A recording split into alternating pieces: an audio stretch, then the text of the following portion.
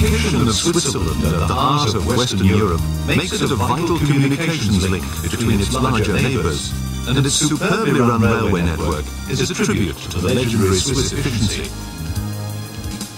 While Switzerland has had a federal railway almost from the beginning, this has always coexisted alongside numerous private enterprises.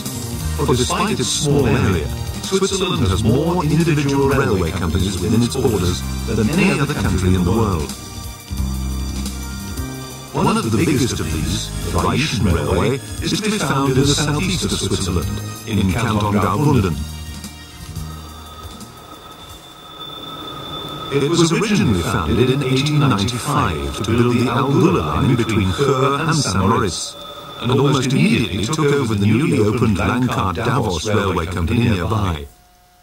The system was later extended with lines to Disentis and the Lower Engadine, while the Davos and Arosa lines were linked via Filisur. Other private railways also opened in the canton, serving the growing tourist industry. The Bernina Line, built in 1910, linked St. Moritz to Italy, while in 1914 the Arosa Line between Chur and Arosa was completed. These were absorbed into the Rhine system in the 1940s, leaving one railway company to cover the region. The town of Chur is the administrative centre of the Rhine Railway as well as for the canton. The main station is not only the starting point for many RHB journeys, but is the terminus of the main federal railway. Connections are also made with the many post buses which serve outlying villages in the region, and a new PTT coach station is being built above the main railway station so passengers can stay warm and dry in less clement weather. Plans are also underway for the construction of a new underground building to bring space-age lines to Chur's other railway station. Starting as it did as a separate company, the Arosa Line does not share the grand main station. Instead, its more homely terminus is in the street outside, where its little red locomotives and coaches mingle harmoniously with passing foot and car traffic.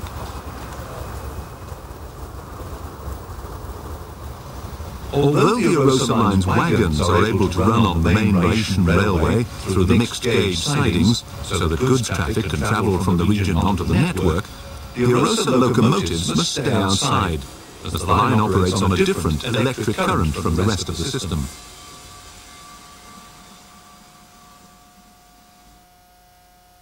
While the Rhine Railway operated with steam locomotives on the Albula and Davos lines until the 1920s, the Arosa Line was designed for electric traction right from the start. Although that didn't prevent the occasional steam locomotive from making a small diversion.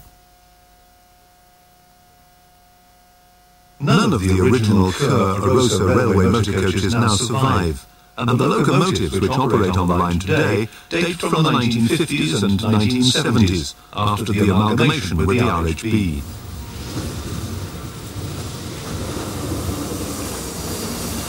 It is possible to travel to Arosa inside one of the comfortable coaches, but the line passes through some particularly attractive scenery, so a very popular way to ride during the summer months is in one of the special panoramic wagons, which this route shares with the Bernina Line at the other end of the network. This will allow us the opportunity to enjoy the warm summer sunshine, as well as giving unrestricted views of the attractions en route.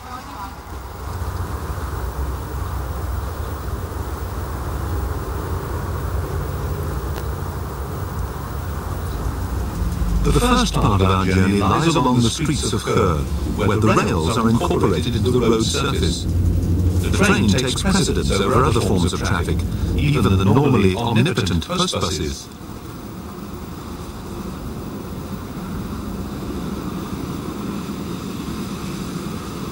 Traffic lights are set to allow the train a free run through the town, and while motorists can be startled when a locomotive overtakes them along the street, good nature generally prevails, and courteous driving on all sides leads to only short delays.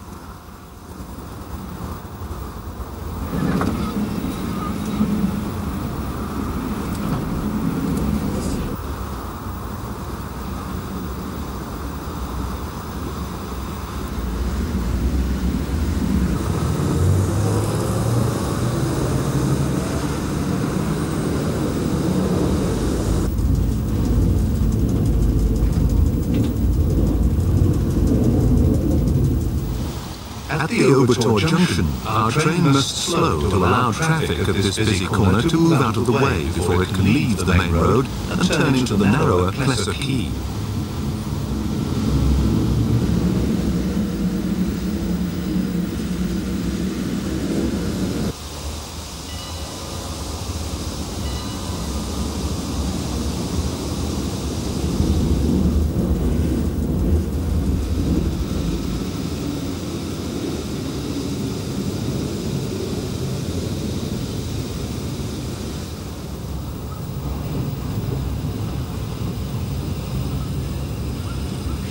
Our train's first stop is only a short step away from Kerr's beautiful old town, and it would be a pity to miss the opportunity to visit the picturesque buildings and quaint streets. There's been a settlement here since prehistoric times, and the town grew to importance during the Roman period, when it was made the capital of the large province of Regia Prima. Because of its strategic position at a crossroads along the River Line, traders and merchants flocked here, bringing an affluence which is reflected in the splendid architecture of the old quarter.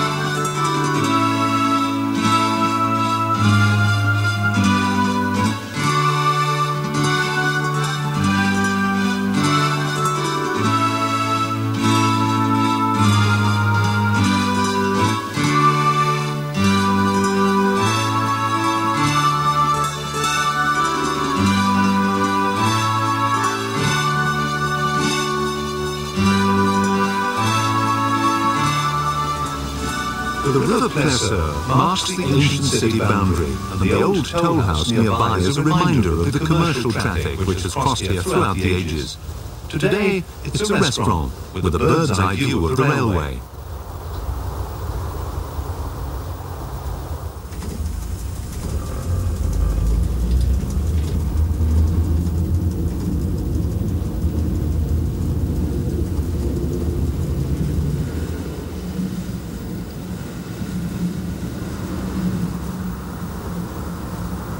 Our journey continues, with the track running alongside the main road to Arosa. However, this soon branches off to climb up the valley side, and we will not meet it again until almost the end of our route.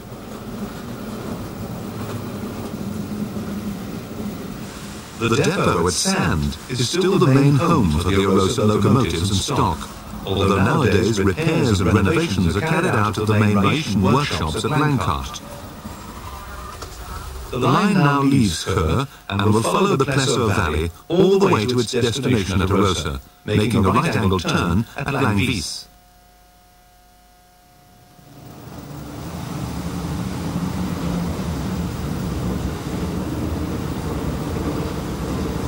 After Sand, the railway moves onto its own dedicated track, ready for the steep gradients which lie ahead. At first, there was talk of using rack to assist with the climb on the first section of the line, but this idea was abandoned, and the entire route is worked by addition.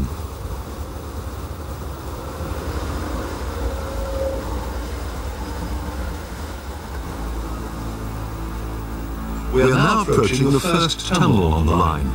Along this section alone, there are no less than 22 tunnels and galleries. Because of the shifting nature of the valley sides, it's necessary to be vigilant, and new work is always being carried out. Two of the galleries along this section were built as recently as 1987.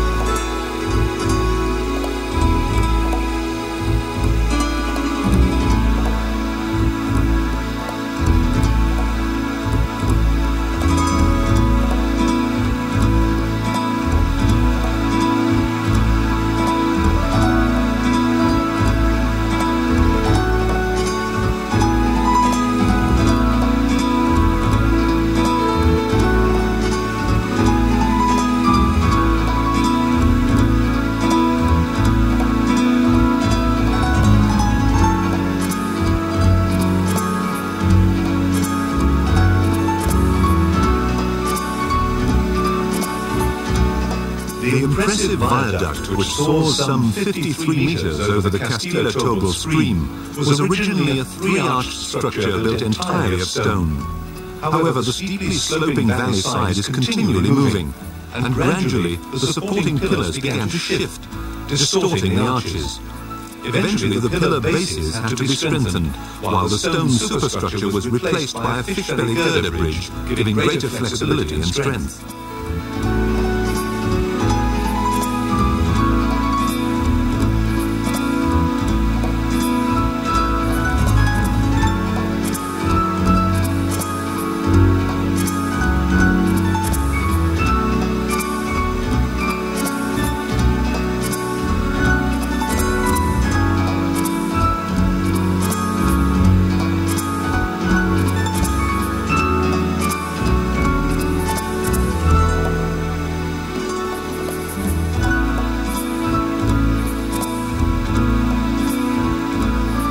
The station at Loen Castile is built in the form of a traditional wooden Swiss chalet, not surprisingly in a valley dominated by trees. What's more unusual is the fact that all the station buildings along the line, with the exception of Kur and Arosa at either end, have been built to exactly the same design, although all balconies face the sun. Each of the buildings has a motto or inscription written on the face. In the case of Loen Station, it's "Where there's a will, there's a way." While this is undoubtedly a tribute to the perseverance of the original engineers of the line, it could also apply to some of the passengers.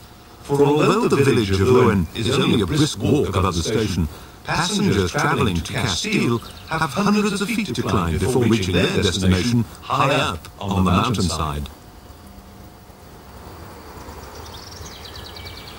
We have also climbed several hundred feet on our journey, though with rather less effort. However, the train still has to gain almost as much height again before reaching the next station. Immediately after leaving Loen, the train plunges into a tunnel at almost 400 meters, the longest on the line.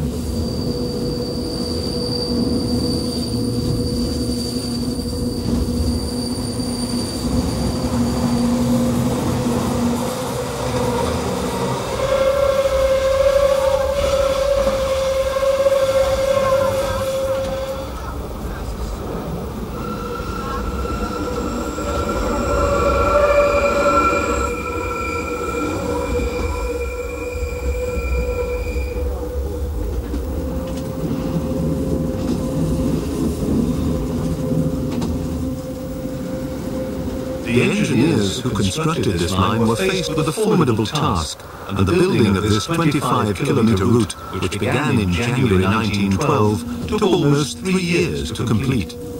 A measure of the difficulties faced here can be judged when we remember that the line from Langkaart to Davos, which is twice the length, was built in just over half the time.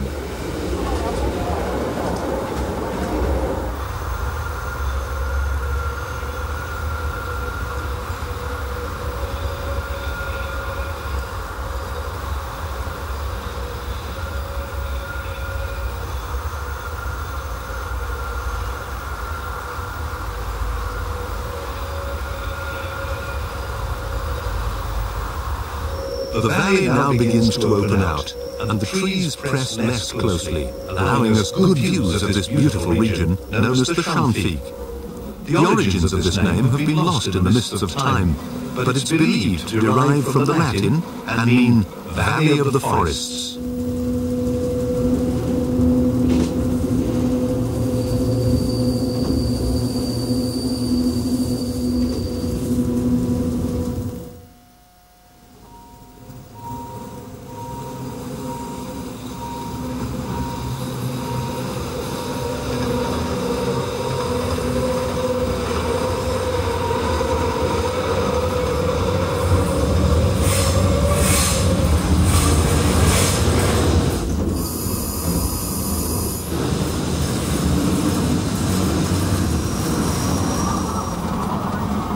At St. Peter's Station, the siding is occupied with log wagons, illustrating the importance of timber to this region. Harvesting this abundant natural product is vital for the economy of the Schanfigg. Whilst some of the timber is processed in local sawmills, powered by the fast-flowing mountain streams which feed the river Plessur, a great deal is exported from here to Italy along the Albula and Bernina lines of the Rhaetian system.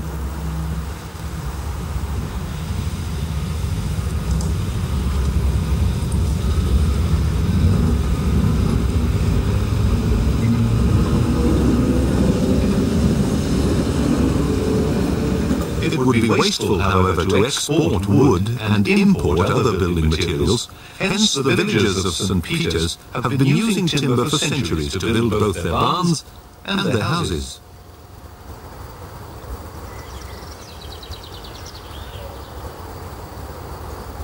Even today, traditional construction methods are used. The careful overlapping of logs helping to make structures secure against the wind, while moss caulking keeps out the snow.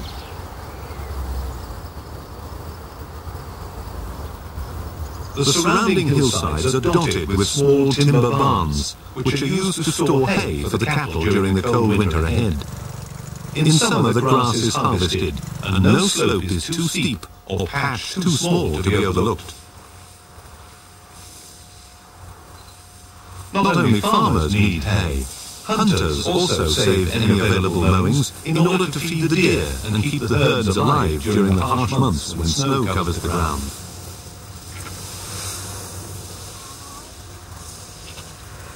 We're now about halfway along our journey and have gained some 572 meters in altitude, about half the height we need to climb before reaching our destination.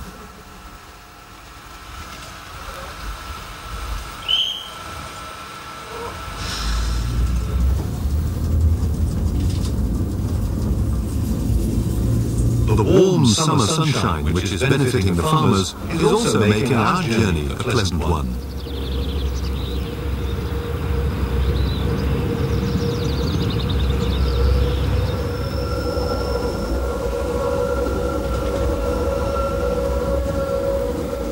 The Arosa Line is powered by 2,400 volts DC, which allows the use of lightweight motor baggage cars to haul the trains. When passenger and goods traffic is heavy, the steep gradients make double heading essential.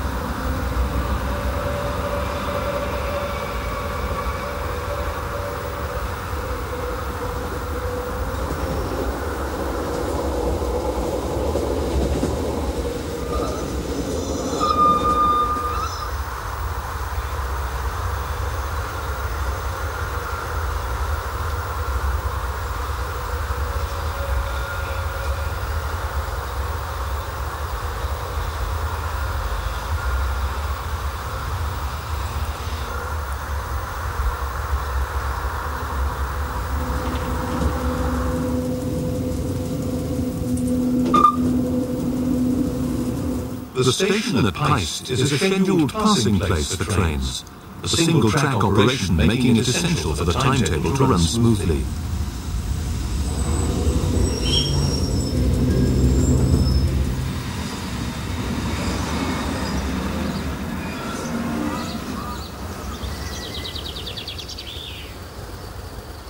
At first sight, the sloping valley around Peist Station and the village above presents a placid and permanent appearance, giving the impression of a landscape unchanged for hundreds of years.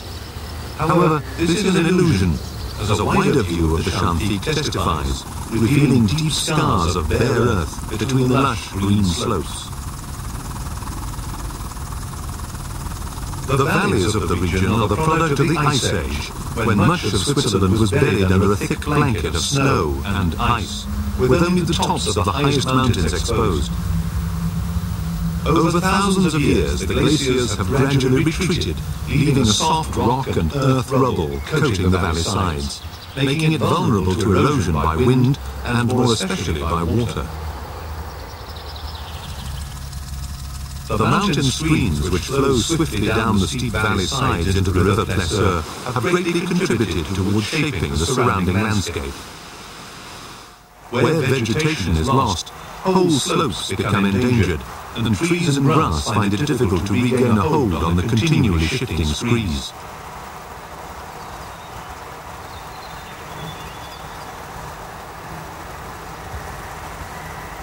Over the centuries, the elements have weathered parts of the landscape into fantastic shapes. Where an obstacle formed a hard cap, erosion did not take place, resulting in the creation of tall rock pillars. These can be formed under trees, or more commonly boulders, and are known locally as earthmen.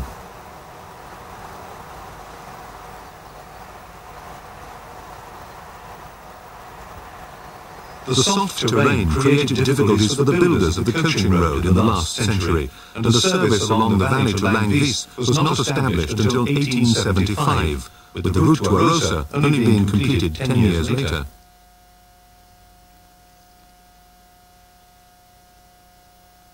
Over the years, erosion was a constant danger, and in some places the encroaching slopes advanced so greatly that the road was left within a few meters of the valley edge.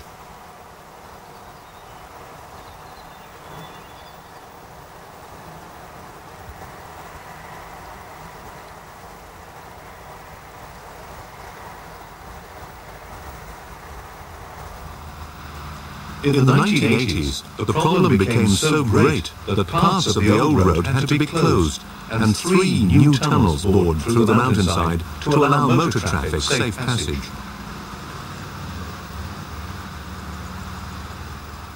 Our railway line, running below the road, continues its way along the left-hand side of the valley towards Langvis.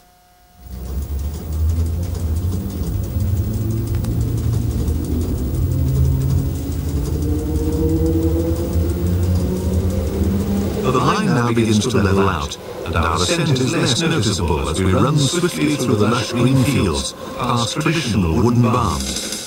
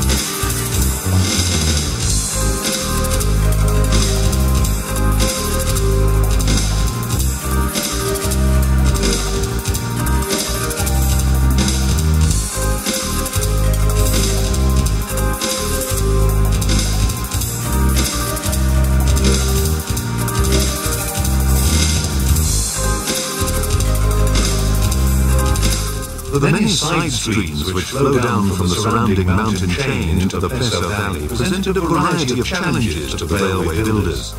In order to span the Frauentobel Gully, a central girder of 48 meters was erected, the longest single span on the line.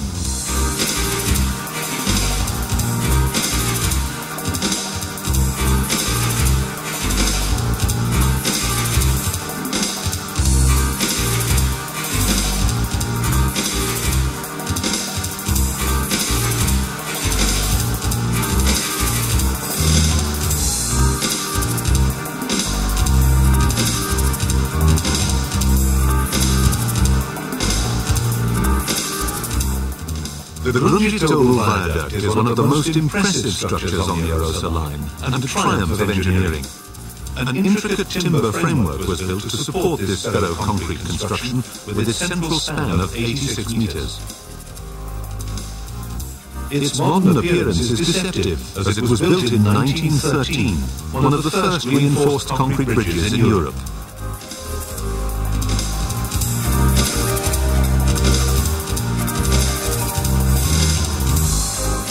The valley beside the viaduct contains one of the most impressive collection of earthmen in the region.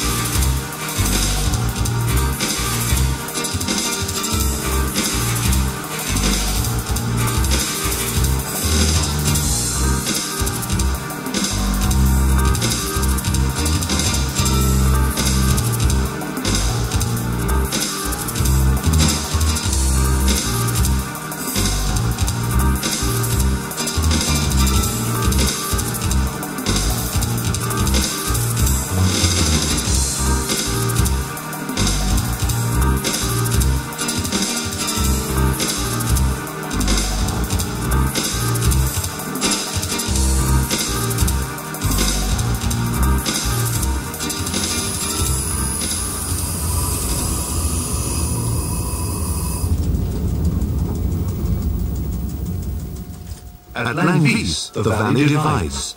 The Plessa River continues towards Arosa, while the Sappen and Fondi brooks branch off into the mountains, proving a mecca for walkers of all ages and abilities.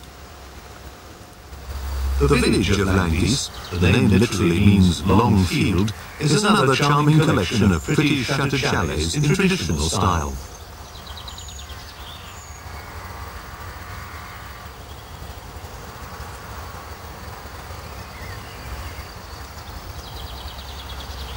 The maintenance of these old buildings has to be ongoing, and the Swiss are meticulous in their repairs and renovations. Work is sympathetically carried out to ensure that none of the original characteristics are lost.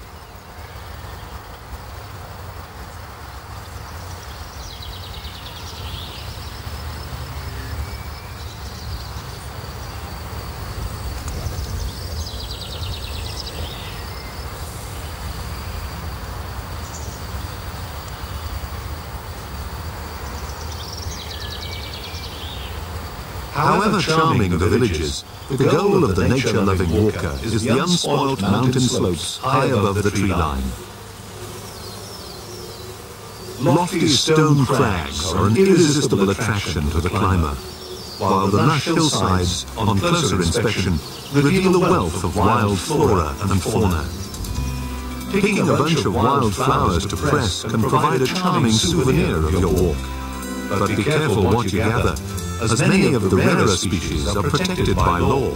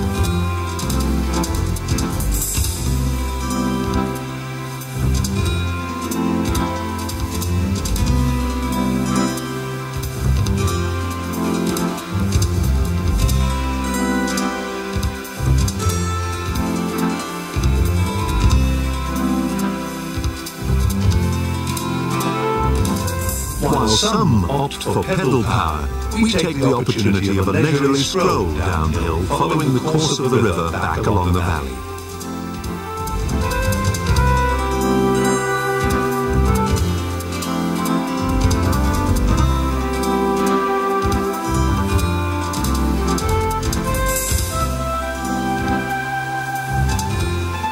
The ice-cold waters of the tumbling stream give hot feet a new lease of life, while keen-eyed walkers might be rewarded with the glimpse of a shy red squirrel.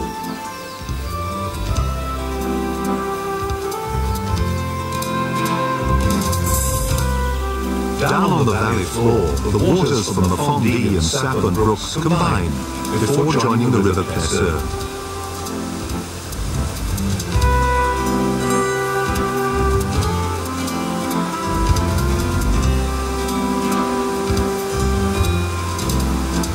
While the sparkling waters naturally draw the eye, a dramatic vista towers high above us. The Langley's Viaduct, soaring 62 meters above the river, is the most impressive structure on the Arosa Line, and like the Gruntje-Tobel Viaduct, was an early ferro-concrete masterpiece. Concrete piers were built to support a wooden framework, upon which the shuttering was erected. Then no less than 7,000 cubic meters of concrete and 250 tons of iron went into its construction.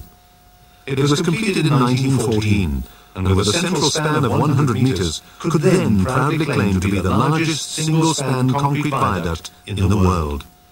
Today this graceful structure stands free of all supports, although one of the concrete piers still remains, if you know where to look. After Langley's, the line makes a right angle across the River Plesseur to continue up the main valley to Arosa.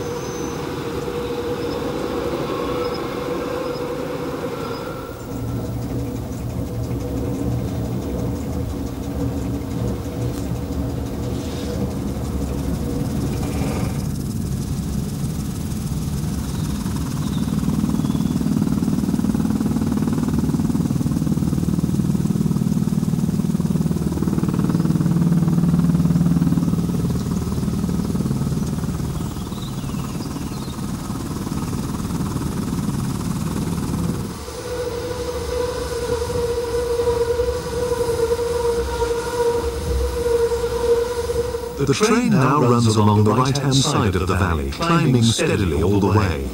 We now have less than 7 kilometers of our journey left, but still have to gain some 400 meters in height.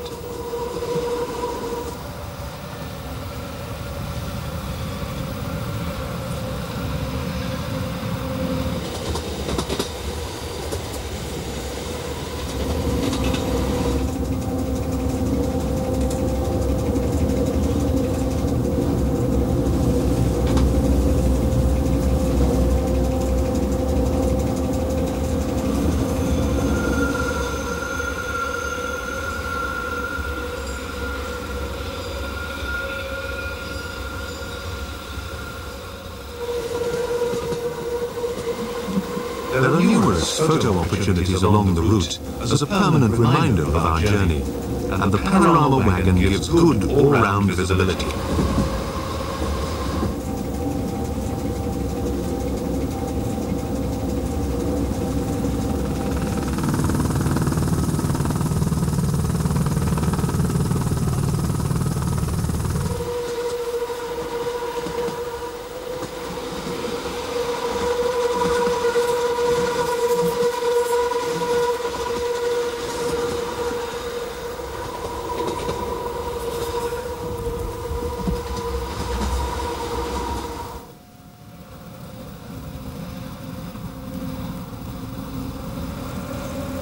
The gradients here are steep, 1 in 16, so our train can only achieve speeds of around 30 kilometers an hour.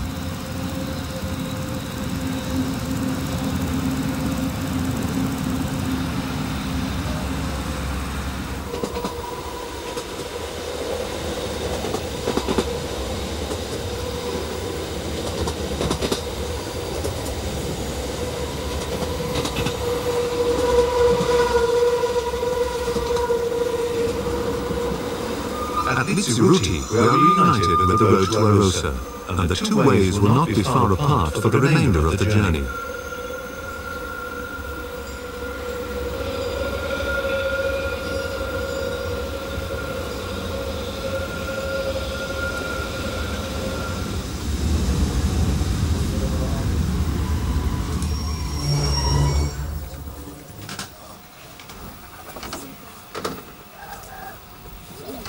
Our open panorama wagons prove popular with travellers during the summer months. There are 5 of these specially built carriages, which were constructed on the underframes of redundant Bernina Line baggage vans, and the cheerful yellow livery make them a colourful sight on the line. The airy framework supports a canopy when the weather is unkind, as well as protecting passengers from the overhead catenary.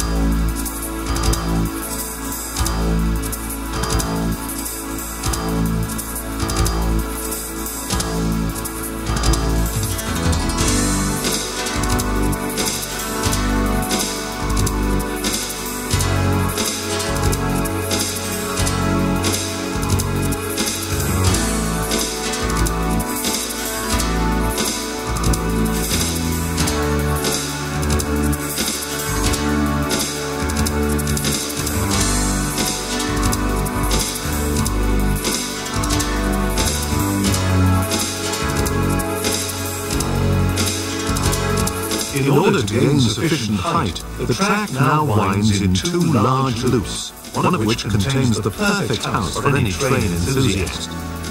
The lucky occupants here have a garden railway second to none.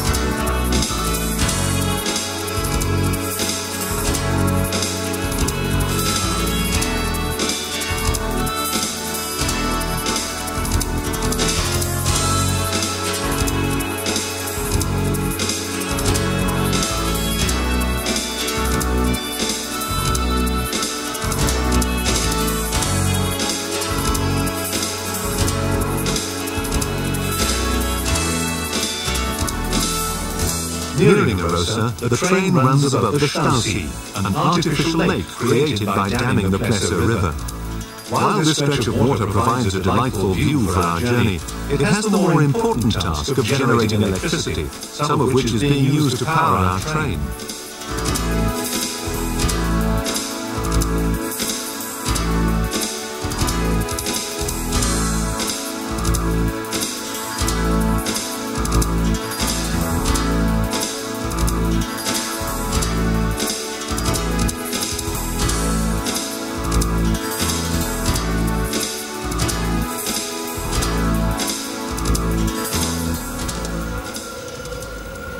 Passing through the Eck Tunnel, we have the first sight of Arosa perched on the slopes above our track. We've now climbed over 1,100 meters and travelled almost 26 kilometers since the start of our journey. While this is the shortest of the lines on the Rhaetian system, it certainly justifies its claim to be one of the prettiest.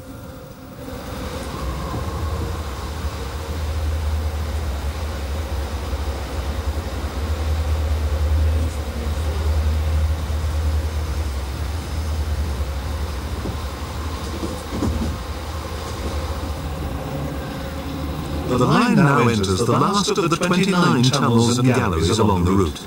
This takes our train for almost 300 meters right under the center of Arosa.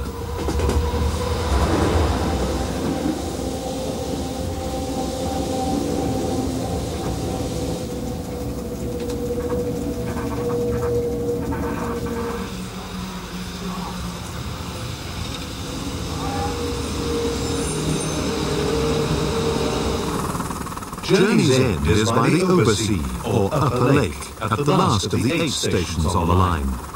The first train arrived here on the 12th of December 1914, and the railway has proved popular ever since for both summer and winter visitors.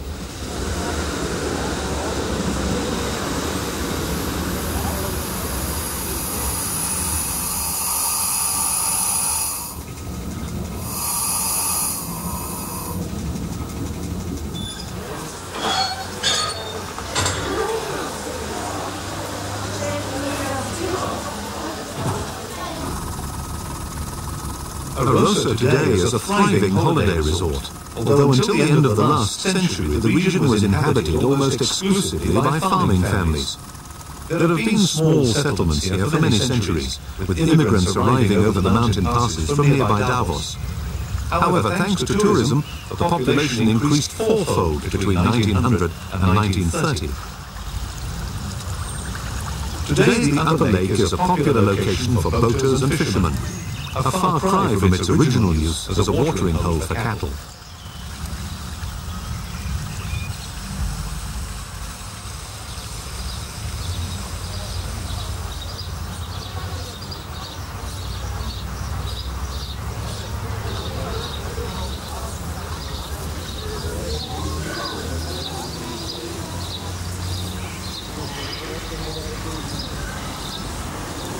Arosa has 2 natural lakes within its boundaries, and the smaller Untersee is perfect for bathers. In this landlocked country, it's the Swiss version of a seaside holiday.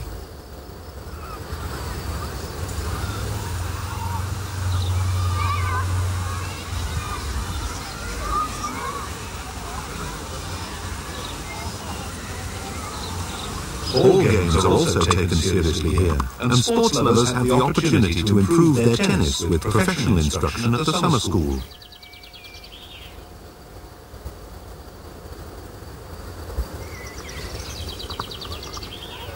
For the less energetic, a leisurely round of golf can be enjoyed on the links above the resort.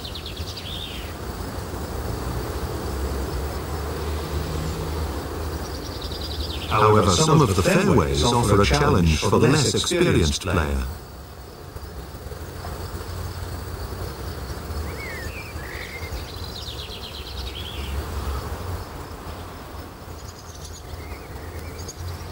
There is no shortage of easy walks around the perimeter of the village.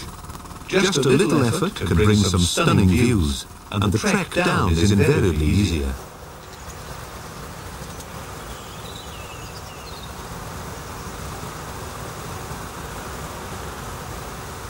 The The higher settlement of Inner Arosa, with its picturesque mountain chapel dating back to the 15th century, was one of the original farming settlements, although it's now better known as a winter ski venue.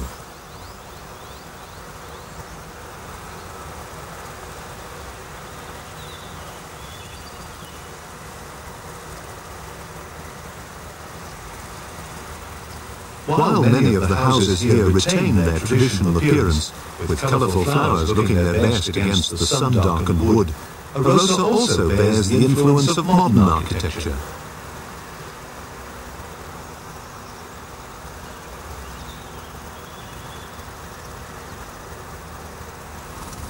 Today, Arosa is a prosperous resort, supplying its numerous visitors with all the comforts and needs that a discerning clientele require.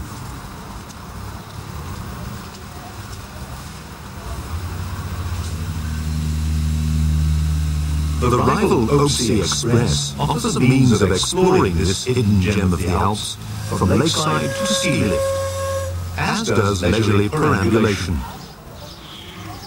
Or you can rest your weary feet, yet still see the sights by riding in a fait de couture.